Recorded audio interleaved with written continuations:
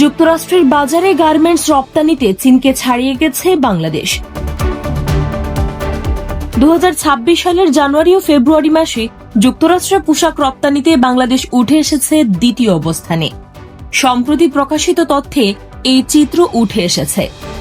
বর্তমানে যুক্তরাষ্ট্রের বাজারে শীর্ষ রপ্তানিকারক দেশ ভিয়েতনাম, দ্বিতীয় স্থানে বাংলাদেশ এবং তৃতীয় স্থানে নেমে গেছে চীন, যা বিশ্ব অর্থনীতিতে বড় একটি পরিবর্তনের ইঙ্গিত দিচ্ছে। এই 2 মাসে বাংলাদেশ রপ্তানি করেছে প্রায় $1.37 বিলিয়ন পোশাক। তবে গত বছরের তুলনায় এতে 8.53% হ্রাস দেখা গেছে। অন্যদিকে ভিয়েতনাম $2.7 বিলিয়ন পোশাক রপ্তানি করে শীর্ষে রয়েছে। তাদের রপ্তানিতে প্রবৃদ্ধি হয়েছে প্রায় 2.88%। সবচেয়ে বড় ধাক্কা খেয়েছে চীন। তাদের রপ্তানি কমে দাঁড়িয়েছে $1.17 বিলিয়ন, যা গত বছরের তুলনায় 5% বেশি হ্রাস। বিশ্লেষকদের মতে যুক্তরাষ্ট্রের পাল্টা শুল্ক নীতির কারণে চীনের এই বড় পতন হয়েছে।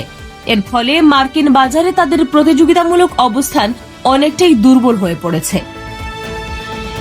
বিশ্ববাজারে বাংলাদেশের এই অগ্রগতি ভবিষ্যতে আরও বড় সুযোগ তৈরি করতে পারে বলে মনে করছেন সংশ্লিষ্টরা।